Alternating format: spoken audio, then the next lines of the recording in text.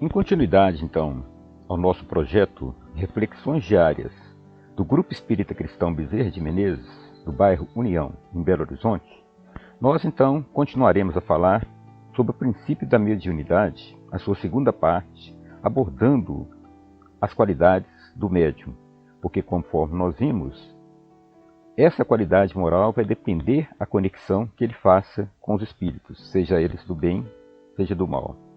E nós vimos no início da primeira parte o risco que isso apresenta, quando Pedro, um dos grandes discípulos, um dos maiores que Jesus tinha, junto com Tiago e João, tem primeiro uma revelação divina e logo a seguir tem uma revelação de um espírito inferior. Então tudo isso leva, a nós todos, independente de sermos médios, a nos preocuparmos com aquilo que Jesus nos ensinou. Orai e vigiai, para que não caídes em tentações. E nós vamos então ver que lá nos Atos dos Apóstolos, capítulo 19, versículo 13 a 17, uma passagem que é nos contada a respeito do apóstolo Paulo, que é muito importante para que a gente possa refletir também sobre essa capacidade da pessoa moral para lidar com os espíritos. Diz então a carta: alguns judeus que andavam expulsando espíritos malignos tentaram invocar o nome de Jesus sobre os endemoniados, dizendo: em nome de Jesus, a quem Paulo prega, eu lhes ordeno que saiam.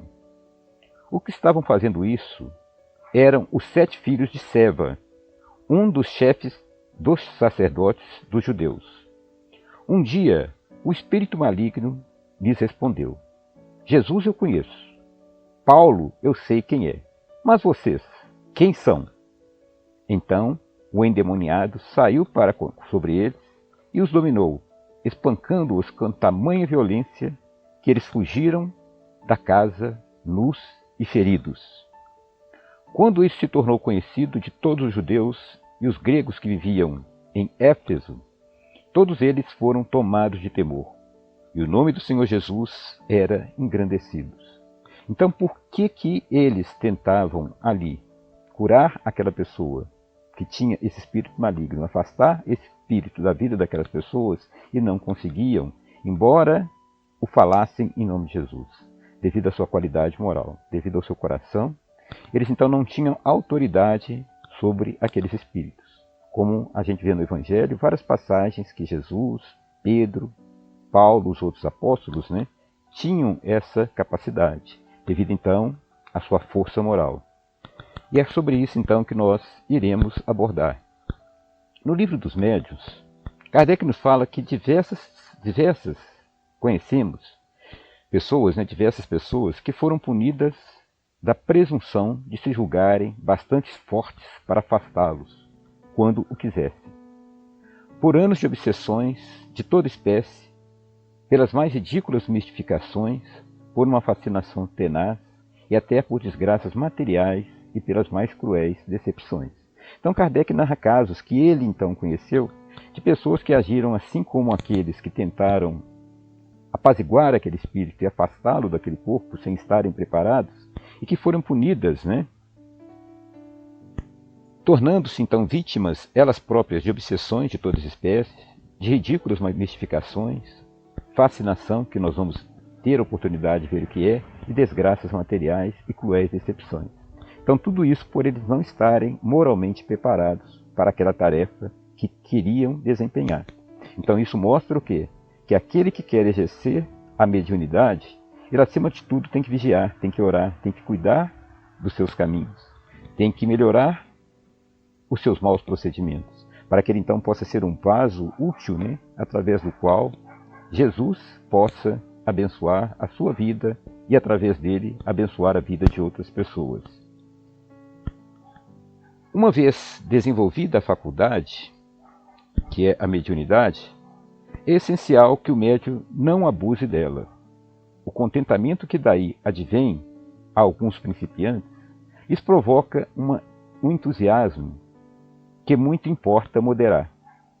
Devem lembrar-se de que ela lhes foi dada para o bem, e não para satisfação de vã curiosidade. Convém, portanto, que só se utilizem dela nas ocasiões oportunas e não a todo momento. Então, o conselho que ele nos traz, Kardec, no Livro dos Médiuns, é justamente isso, do bom uso que se deve fazer da mediunidade, para que se tenha o apoio de bons espíritos. Então, juntamente com o bom proceder, com a sua reforma íntima, né, procurando então a todo momento praticar o bem, deve-se afastar essa possibilidade de utilizar de forma indevida essa mediunidade.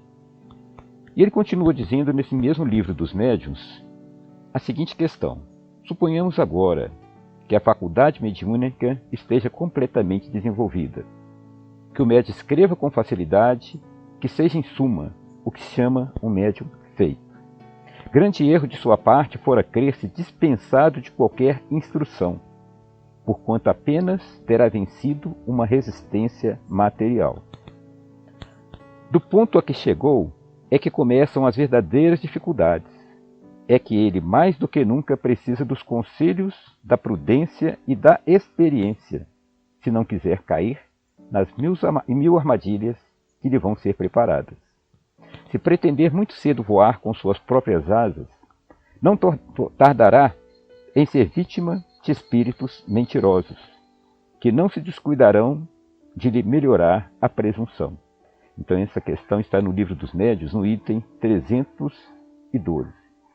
Mostrando então que o médium deve buscar de forma efetiva, né, o seu aperfeiçoamento moral, mas também estudar a todo momento, para que não seja joguete na mão de espíritos, né, inferiores. Aquele então que cai na presunção, que cai no orgulho, que esquece de estudar, muitas vezes ele vai ser então se dar mal, né, em razão dessa presunção que ele tem. E falando então no Livro dos Médiuns e também no livro que é Espiritismo, sobre essa influência moral do médium, ele fala que tem alguns princípios, algumas características que são importantes. A primeira dela, a afinidade do médium com o espírito, que vai acontecer, conforme já dissemos, na medida então que o médium se disciplinar, na medida então que ele buscar o trabalho do bem, na medida então que ele for honesto, na medida então que ele se moralizar, ele vai se afinizar com espíritos de bem. Vai depender do seu caráter, então, da moralidade, dependendo, então, do grau do espírito que ele vai atrair. Se ele, então, estiver no nível de moral elevado, espíritos elevados irão vir socorrer. Mas se, ao contrário, ele não estiver preparado, ele será, então, como joguete de espíritos imperfeitos. E ele fala que os riscos, então, para o médium é o orgulho, o egoísmo, a inveja, o ciúme, o ódio, a cupidez, a sensualidade. Tudo isso vai afastar os bons espíritos, né, que viriam assessorar aquele médium. E por outro lado, atraem esses espíritos a bondade, a benevolência, a simplicidade do coração e o amor ao próximo. Então tudo isso vai depender então do nível e da qualidade da comunicação que se queira estabelecer. No livro então que é Espiritismo, ele fala que a faculdade mediúnica é uma propriedade do organismo e não depende das qualidades morais do médium. Ela não se mostra desenvolvida, ela se nos mostra desenvolvida tanto nos mais dignos como nos mais indignos. Não se dá, porém, o mesmo com a preferência que os espíritos bons dão ao médium. Então, sendo um dom divino, né, aquela pessoa então nasce com aquela humildade, mediunidade. Para praticar alguma missão, ela tem a qualidade. Mas só que ela ter a qualidade, ter aquele dom, não significa que ela vai se conectar com espíritos bons, perfeitos. Depende então da sua transformação moral, do seu trabalho no bem, para que ela possa então ter essa conexão.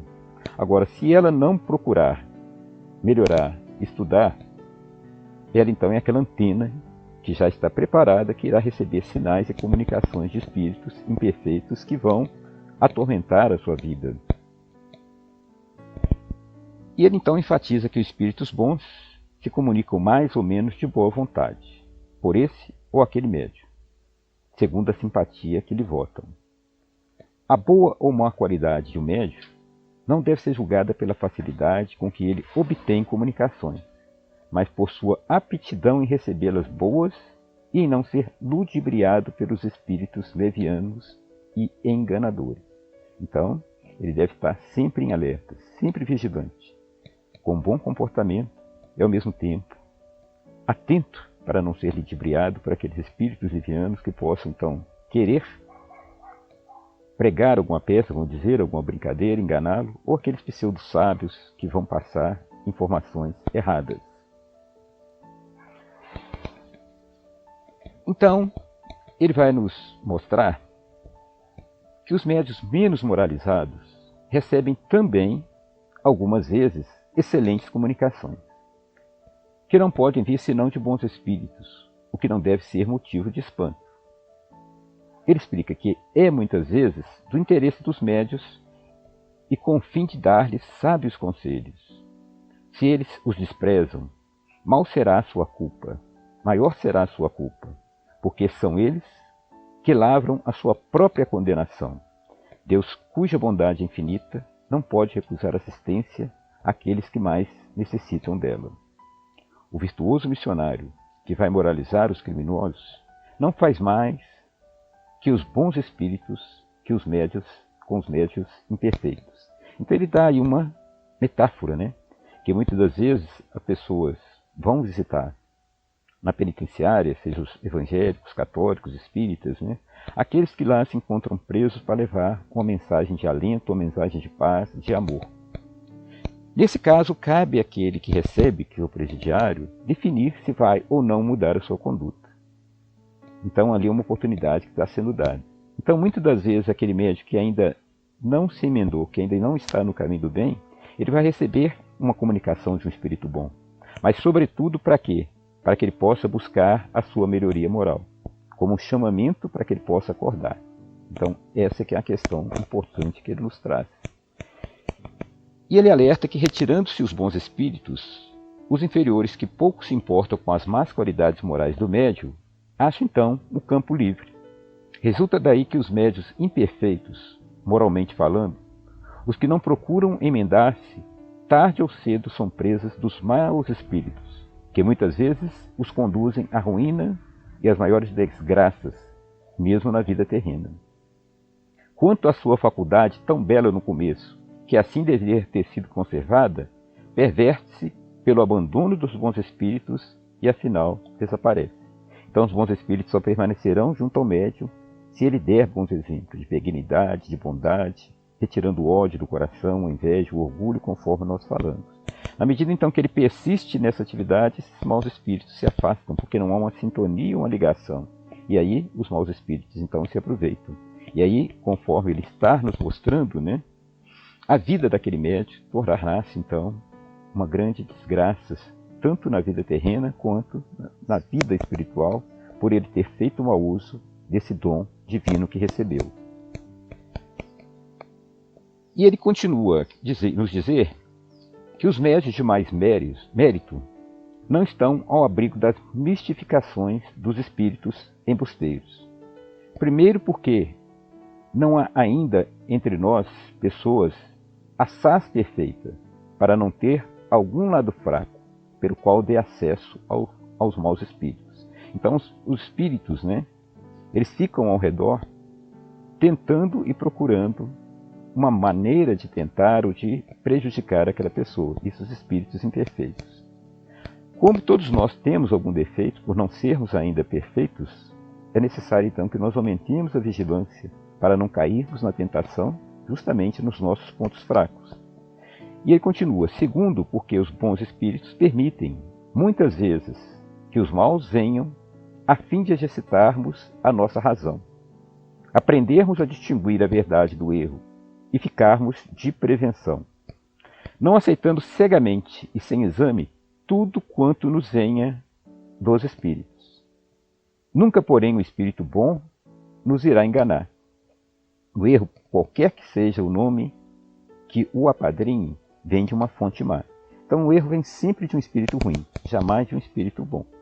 E ele mostra que os nossos guias espirituais, os nossos anjos da guarda, os nossos espíritos com o qual nós temos afeição, quando nós estamos no bem, muitas das vezes vão permitir essa circunstância para que nós possamos então nos prevenir possamos então vigiar, para que nós possamos então não aceitar cegamente todos os conselhos, possamos colocá-lo ao crivo da razão e possamos então desenvolver a nossa inteligência, a nossa faculdade de avaliação.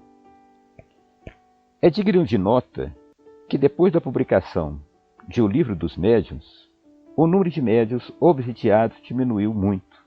Os médiuns prevenidos tornam-se vigilantes e espreitam os menores indícios que lhes podem denunciar a presença de mistificadores. A maioria dos que se encontram ainda nesse estado não fizeram o estudo prévio recomendado ou não deram importância aos conselhos que receberam. Então, o Livro dos Médiuns é uma publicação que vem trazer, então, excelentes informações para aquele que deseja exercer a mediunidade. E ele fala que depois que, então, editou esse livro, aqueles, então, que são mais vigilantes, melhorou muito a sua produtividade, a sua qualidade, o seu trabalho.